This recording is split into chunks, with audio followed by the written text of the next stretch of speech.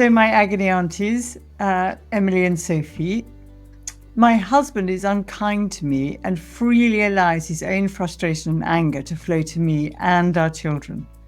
For many years, I've tried to at first confront the unfairness, protect my children, get him to seek help, which he has in fits and starts, and tried to empathise, be patient, and build a life around these frequent episodes. He regularly threatens to commit suicide and says he does not want a family. I have not spoken to my family with the exception of my dad twice. My mum asks if I'm okay on text, but never asks me in any meaningful way, despite knowing how difficult he is.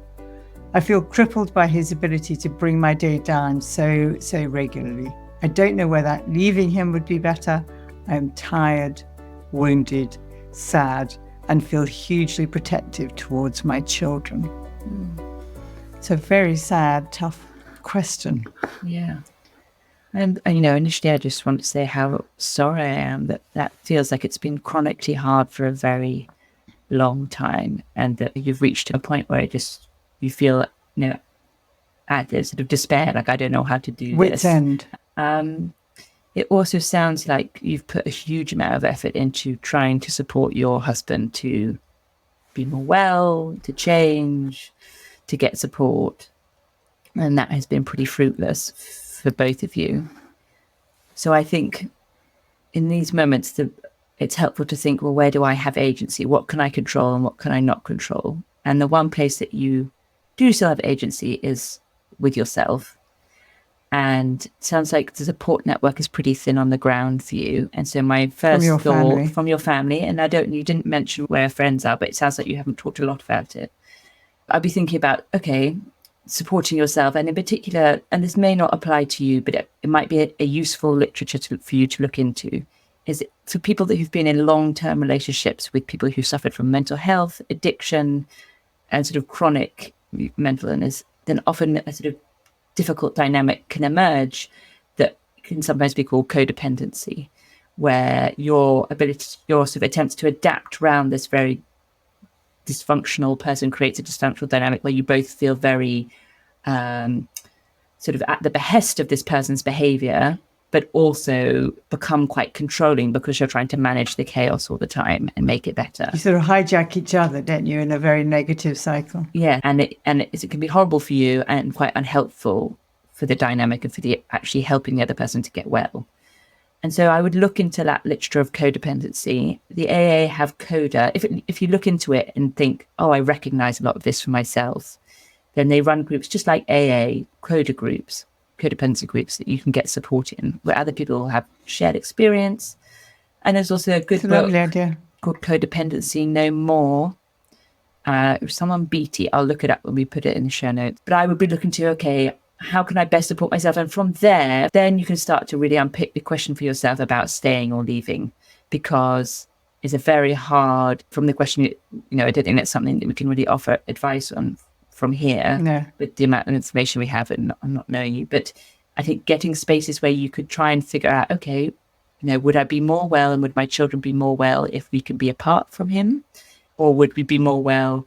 And one of the key factors the research has shown in this kind of thing, again, it shouldn't be the only factor at all to think about, but levels of conflict. So research has shown that couples staying together when there's high levels of conflict are generally worse than divorced couples. Separating. Because the conflict then separating.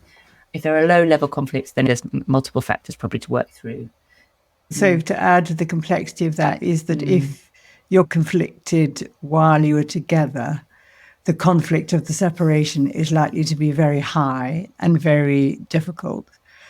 And of course, children's outcomes are made worse when the conflict in separation is really bad. So I'm not trying to make things worse, but that is also a tough truth. Yes, which is why whatever the decision you make, support is going to be important to kind of try and navigate the ship. Yeah, I mean, really to sort of echo what Sophie said, what a horrible, horrible situation to be in and to feel so powerless and so alone. It sounds a very, very lonely place to be. I think you said you feel really protective of your children. And I imagine scared about, like, what are we sort of modeling for them? What are they learning about relationships? having a dad who says he doesn't want to be in this family. I imagine that's something that's very difficult for you to hear for yourself, but also to know that that's your children's experience, whether they heard him say that or not. I imagine that they experience his difficulty of being in the family. So I think from that perspective, I would firstly really have like a really open dialogue with your children, not like, oh, me against dad and you against dad, but just more along the lines of like, oh, like, what's it like for you being in this family? Or just ways to have a conversation with them. Open. To Discovery. Yes, just to sort of see where they're at. And I think we are really protective of our children. I think because we're so protective of them, sometimes naive about what we've managed to hide from them. Yeah. And it's partly because we just wish that we could, and also because we think if we don't say it, then they won't notice. But actually, really what it does is it's just quite confusing and more difficult. I obviously don't know their ages, but to sort of have an open dialogue with them and think about other relationship models that they can have that are really positive. So are there other people that they have in their life that can model that kind of healthier relationship with like godparents or your friends or cousins, aunts, uncles, that they're able to see what relationships can be and experience themselves in a positive way, not just with you, but with other people too. So they kind of have a internal model of what it feels like to be loved and liked and wanted, because it sort of sounds like that's really difficult and painful. I have one more thought, and that's about your husband. I mean, he's clearly suffering and he's in a lot of pain and expressing it in a sort of very negative ways, which most of us do when we're in pain. And I understood that you said he's sought help, now and again, but never kind of effectively. And I was just wondering if he has any relationships with someone you could speak to in order to talk to him, because somehow it feels like you two haven't found a way of having an open dialogue and kind of supporting and enabling each other. And so does he have, whoever was your best man maybe when you got married, or a close friend of his that you could talk to, and maybe you've done this, to look at how he might get support that is actually long-lasting, that actually works for him, that helps get to the root of the pain that is why he's acting out in the way that he is. Can I just add to that, or sort of... Yes. I wasn't even sure what I was saying was useful, actually. I was kind of... Well, I was going to say that I would just be a bit careful with that. Oh, good. Okay. Not that it's not a good idea, but just that if your dynamic is a sort of codependent one, if that is what's kind of emerged between the two of you, often what happens is that you're taken over by trying to fix your partner. The other person. And getting very, very preoccupied by their pain and not very good at drawing the boundary between their responsibility being for them and your responsibility being for you. And none of us can fix the other. And I say this from a person who definitely struggles with this, myself, has done at times. And that I think it's quite easy to get obsessed when you're with someone who's not well about how you can make them well. What I was going to add too, which sort of links to that, is that you said something about like his ability to bring you down every single day, and that was all like horrendous. So I suppose it's related to that is that it is impossible not to be affected by somebody having a really difficult time. They give off an atmosphere that they're talking. Emotions are contagious. Yeah. Emotions are contagious. But are there little things of joy that you can find for yourself, separate, maybe out of the house?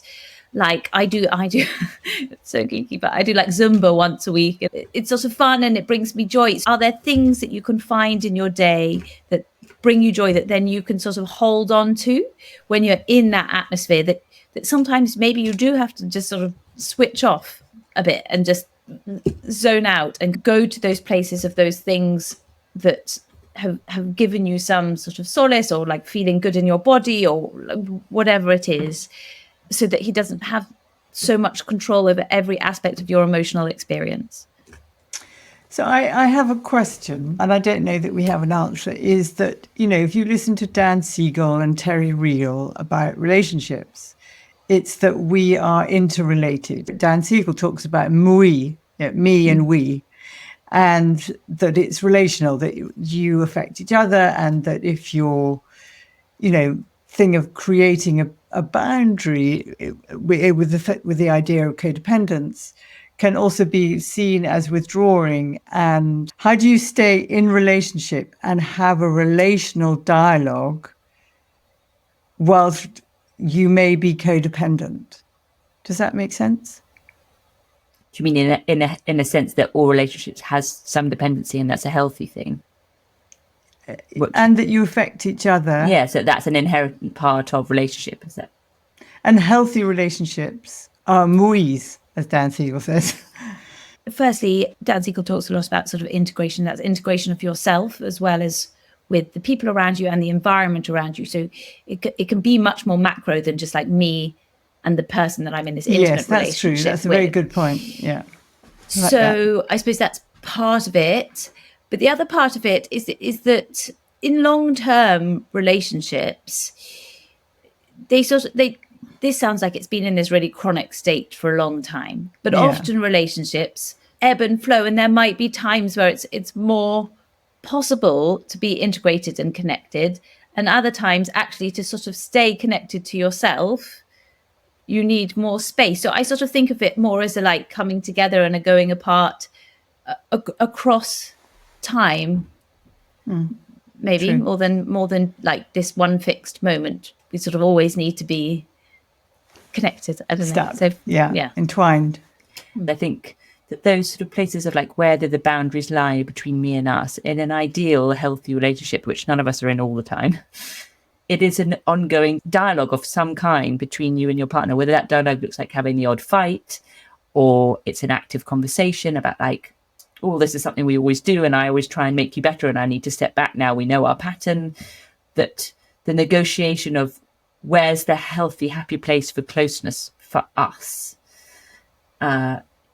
Ideally, as Em said, you move in and out of. Obviously. Yes, but also it's something that you can communicate to each other. It's part of the conversation between the two of you.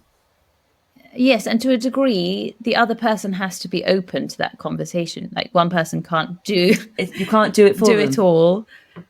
And then, like, what Terry Real, what does he say? Everyone marries their unfinished business. So I guess maybe that's just a sort of place to end. Place to end. Everyone marries their unfinished business.